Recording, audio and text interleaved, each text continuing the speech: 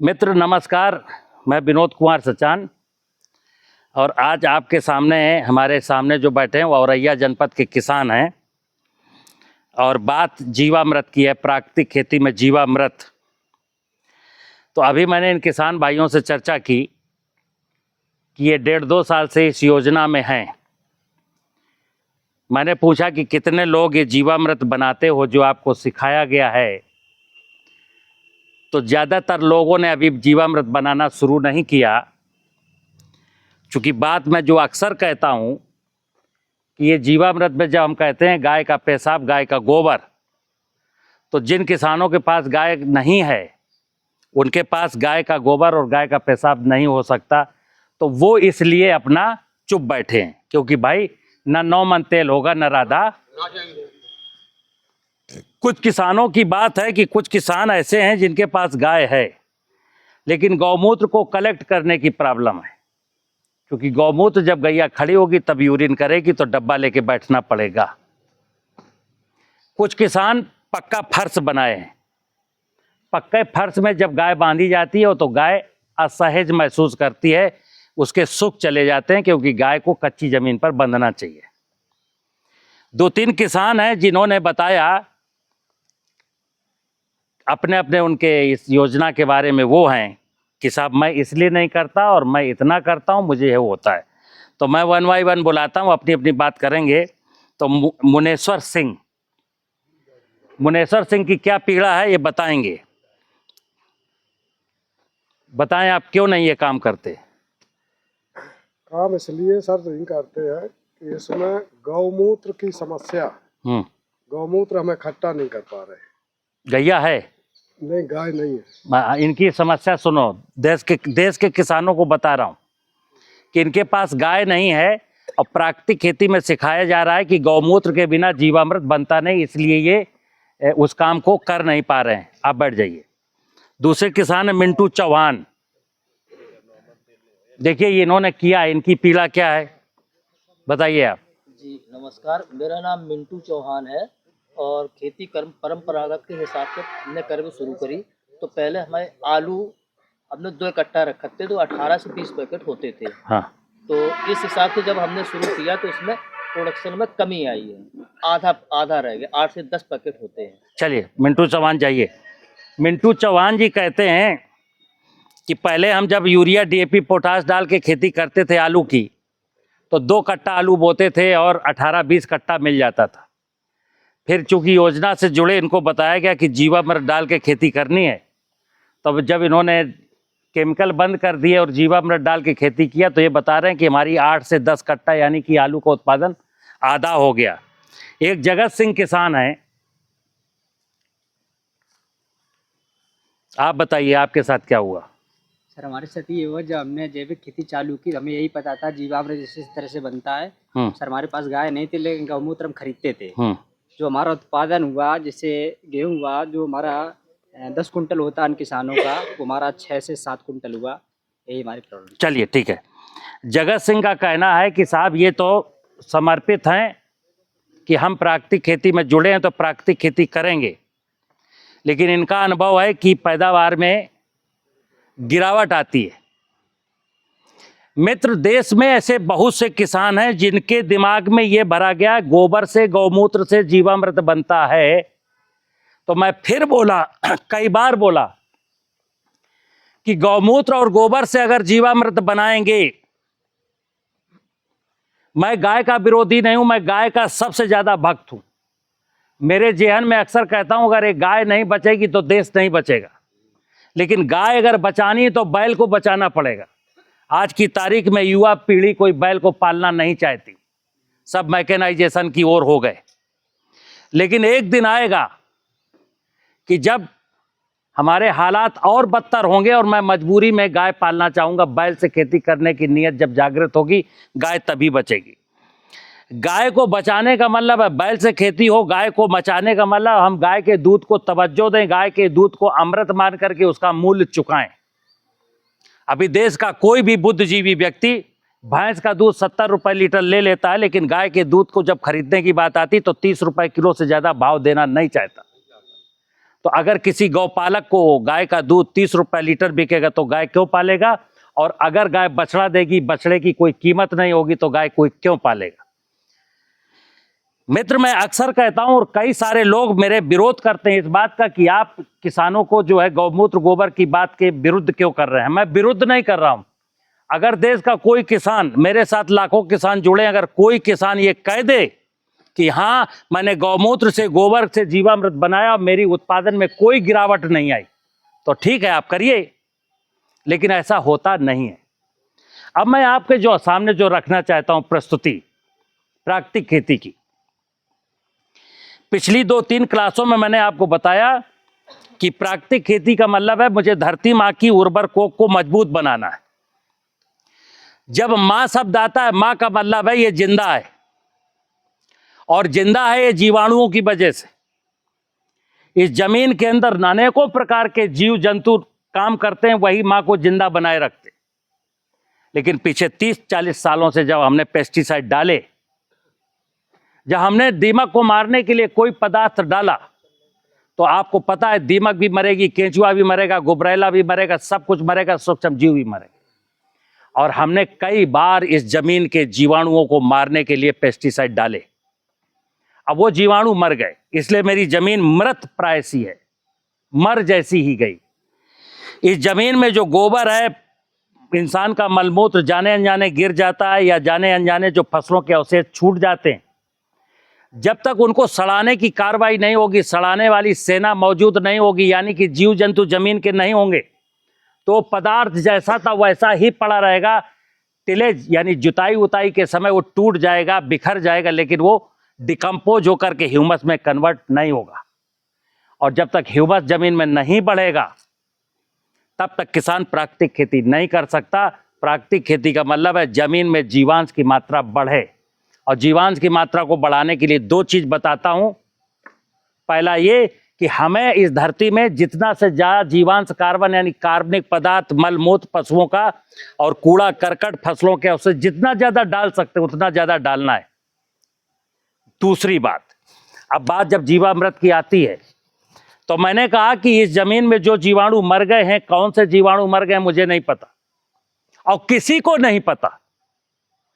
आज की तारीख में कोई वैज्ञानिक, कोई टेक्नोलॉजी ये नहीं बता सकती कि जमीन में कितने प्रकार के जीवाणु हुआ करते थे, और पेस्टिसाइड डालने से कितने प्रकार के बचे, कितने प्रकार के मर गए। तो मेरी जो थ्योरी है कि हमने जहां खुराफात किया वहां जीवाणु मरे, और हमने जहां खुराफात नहीं किया वहां भी पूरी सेना जिंदा है। तो मेरा अपना विचार था 14-15 साल पहले का, कि मैंने कहा जमीन को जिंदा करना है तो कौन से जीवाणु।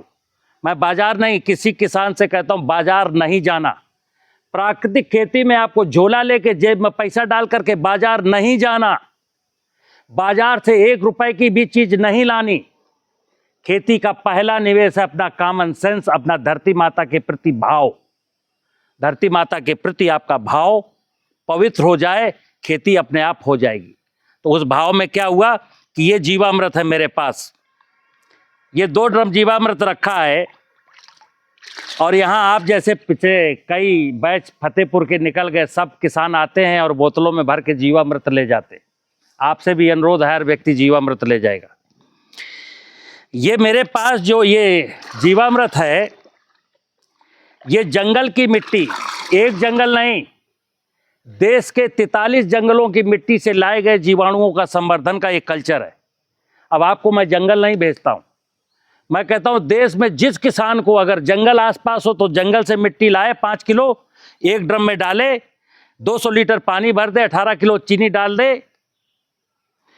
1.5 महीने के बाद 10 किलो चीनी फिर डाल दे, यानी कि 200 लीटर अगर जीवामृत बनाना है तो 5 किलो जंगल की मिट्टी, या हमारे द्वारा जो 2 लीटर 3 लीटर आप जीवामृत ले जाएंगे वो हमसे ले जाइए, ड्रम में डाल दीजिए, 200 लीटर पानी भर दीजिए, 18 किलो चीनी डाल दीजिए, 18 किलो गुड़ डाल दीजिए, और जैसे 1.5 महीना बीत जाए 10 किलो चीनी या 10 किलो गुड़ फिर डाल दीजिए।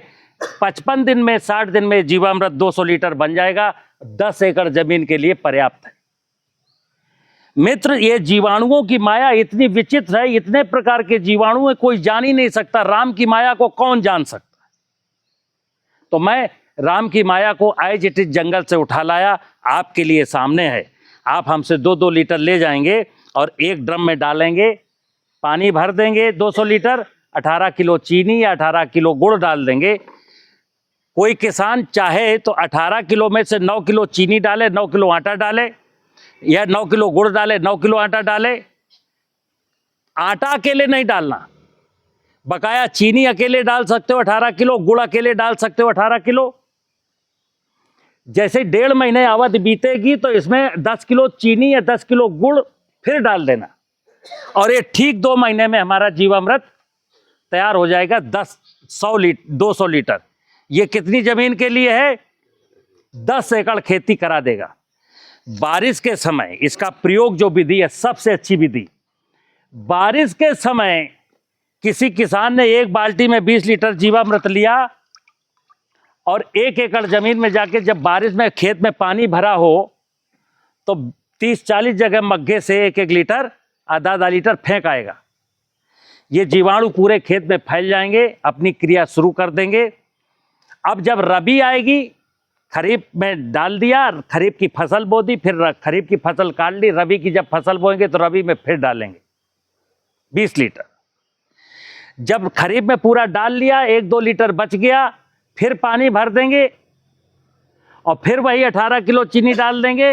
1.5 महीने के बाद फिर जो है 10 किलो चीनी डाल देंगे। काम क्या करता है? अब मैं जो बता रहा हूं, अभी किसानों ने कहा कि साहब गौमूत्र की वजह से नहीं बना पाते। एक किसान ने कहा साहब मुझे 5 रुपए लीटर गौमूत्र खरीदना पड़ता है। एक किसान ने कहा कि साहब ये खेती करने से हमको आधी उपज हो जाती है। मैं क्या कहता हूं, एक सूत्र है, साइंस भी है, यहां दर्शन भी है। प्राकृतिक खेती एक विज्ञान है, प्राकृतिक खेती एक दर्शन है। दर्शन ये है कि सूक्ष्म जगत की माया अगर खेत में नहीं होगी तो खेत हमारा जिंदा नहीं होगा, तो जो चीजें खेत में पड़ी हैं वो सड़ करके ह्यूमस में कन्वर्ट नहीं होंगी। और साइंस क्या है कि पहली साल आपके खेत में जीवांश कार्बन है 3.3%। आप गेहूं की खेती करना चाहते हैं और मैं कहूं यूरिया, डीपी, पोटाश सब कुछ बंद हो जाएगा तो भी पैदावार घटेगी। अगर चना, मटर, मसूर, सरसों, अलसी की खेती करते हो तो पैदावार नहीं घटेगी, कुछ भी नहीं देना। लेकिन अगर धान की, गन्ना की, गेहूं की, आलू की खेती करेंगे तो नाइट्रोजन की मात्रा पूरी की पूरी देनी है जो पहले दे रहे थे। कारण कि नाइट्रोजन मन की तरह चंचल है। यूरिया में जो नाइट्रोजन होती है वह या तो पानी के साथ घुल करके जमीन के नीचे चली जाती, जब खेत सूखता है तो वो हवा में उड़ जाती। नाइट्रोजन को अगर कोई बांध के रख सकता तो जीवांश कार्बन रख सकता, जीवांश कार्बन खेत में है नहीं। इसलिए गन्ना बोएंगे, धान बोएंगे, गेहूं बोएंगे तो अभी जैसे मान लो एक किसान 1 हेक्टेयर में 120 किलो नाइट्रोजन देता है, तो पहली साल गेहूं बोएगा तो 120 किलोग्राम नाइट्रोजन देगा। डीएपी नहीं देगा, पोटास नहीं देगा, जिंक नहीं देगा। फास्फेटिक फर्टिलाइजर तो आपकी जमीन में इतना रखा है साइंस के अकॉर्डिंग। जैसे साइंस कहती है कि जब आप 60 किलो फास्फेट 1 हेक्टेयर खेत में गेहूं में देते हो तो 20 किलो फास्फेट केवल फसल लेती है, 40 किलो वहीं अनसोल्यूबल फॉर्म में कन्वर्ट हो जाता है। ऐसा काम 10 साल से हो रहा। अगर 10 साल से कोई 60 किलो फास्फेट दे रहा था तो 400 किलोग्राम फास्फेट अभी आपके खेत में रखा है। ये जो बैक्टीरिया इसमें जीवामृत में है, ये उस फास्फेट को सुलभ घुलनशील बना देंगे और आपकी फसल लेती रहेगी। इसलिए मैं दावे के साथ कहता हूं फास्फेट तो आप भूल जाइए कि फास्फेट भी कोई वस्तु होती है। नहीं डालना, पैदावार नहीं गिरेगी। यूरिया डालना है। कोशिश क्या करनी है मित्र? मैं अक्सर कहता हूं जीवामृत पूरी खेती नहीं है। जीवामृत केवल 2 चीजें हुई, गौमूत्र और गोबर वाले जीवामृत में झंझट देखिए। एक किसान बता रहा था कि साहब गौमूत्र और गोबर, पहले मेरी सुन लो, गौमूत्र गोबर से जो जीवामृत बनाते हैं उसको पहले पानी में 200 लीटर सिंचाई चलाते हैं, फिर बनाते हैं, फिर दूसरे पानी में चलाते हैं, फिर बनाते हैं, फिर तीसरे पानी में चलाते हैं। कितना झंझट है। अगर किसी किसान का खेत से घर 2 किलोमीटर दूर है तो ये 200 लीटर का जीवामृत बार बार कैसे ले जाएगा वहां? कोई बताए हमको। अगर आप खेत में बनाएंगे तो रात में चोर आएगा भाई साहब, फैला के चला जाएगा। पानी आया, मेरी पहले बात सुन लो, आपका उत्तर आप बाद में दूंगा। ये व्यवहारिक चीज समझिए। अगर आप खेत में रहते तो बना लेंगे, खेत में अगर ट्यूबवेल है। मैं उन किसानों की बात कर रहा हूं जिनका खेत में ट्यूबवेल नहीं है, जो खेत में झोपड़ी नहीं बनाए। अगर वो खेत में बनाएंगे तो कोई ड्रम फैला के ड्रम लेके चला जाएगा। तो हम एक व्यक्ति की बात नहीं करते कि तुमने बनाया है, तुमने बनाया होगा। हम देश के 14 करोड़ किसानों की बात कर रहे हैं। एक आदमी कुछ भी कर रहा होगा, सब लोग नहीं कर सकते। यहां क्या है, यहां झंझट ही नहीं है। 10 एकड़ जमीन का जीवामृत ये रखा है। जब 1 एकड़ गेहूं बोना होगा तो 20 लीटर ले जाएंगे, इजीली चला जाएगा। एक ही बार डालना है, हमको बार बार डालना भी नहीं है, ठीक है ना। मुद्दा ये मित्र, मुद्दा इतना ही है केवल कि जमीन को जिंदा करना है। जीवामृत डालने के बाद फिर कोई पेस्ट, ऐसा इंसेक्टिसाइड नहीं डालना दोबारा दीमक मारने के लिए। फिर सुन लो, कई किसान क्या कर रहे हैं, ये जीवामृत भी डाले, फिर गेहूं में दीमक लगी, किसी ने डरा दिया, फिर क्लोरोपाइरीफास भी डाले। तो ये जीवामृत क्यों डाले थे, फिर मर गए। रीजेंट डाल देते हैं, बहुत सारे पदार्थ ऐसे आ रहे हैं। तो मित्र, मैं आपसे एक ही चीज कहता हूं कि आप समझिए, जीवामृत का सिंपल साइंस है कि जो जीवाणु मेरे जमीन में थे वो पेस्टिसाइड से मरे। कौन से थे, कहां मिलेंगे, तो वो बियावान जंगलों में मिलेंगे। आपको जंगल नहीं जाना, जंगल में घूम आया और मैंने जंगलों की मिट्टी का जीवामृत तैयार कर दिया। आपको यहां से 2 लीटर ले जाना है, ले गए, अपने घर में ड्रम में डाले, 200 लीटर पानी भरा, 18 किलो चीनी डाल दिया। डेली इसको एक बार हिला देना, क्योंकि ये बैक्टीरिया जो इसमें जीव हैं वो अनएरोबिक हैं, वो पानी की ऑक्सीजन से काम चलाते हैं। और जब मैं इस पानी को चला देता हूं तो पानी में ऑक्सीजन का लेवल बढ़ जाता है, उनका प्रोपोगेशन फास्ट होता है।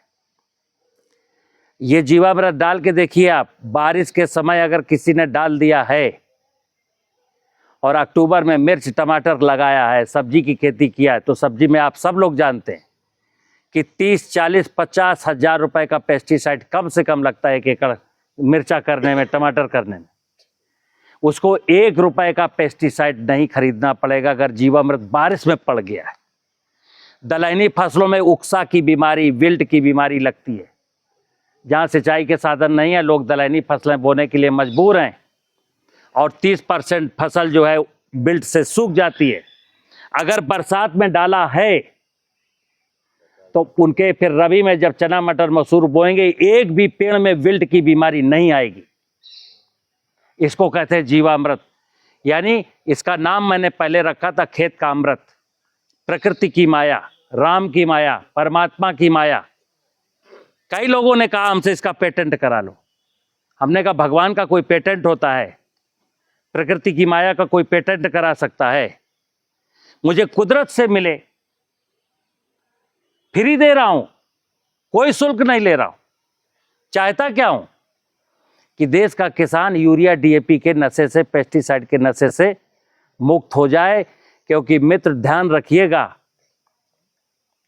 आज देश का 80% किसान कर्जदार है, और कर्जदार सिर्फ इसलिए है क्योंकि उसको खेती में फर्टिलाइजर और पेस्टिसाइड के बिना खेती नहीं हो सकती। तो प्राकृतिक खेती का मतलब है कि मुझे पेस्टिसाइड फर्टिलाइजर 1 रुपए का खरीदना ना पड़े।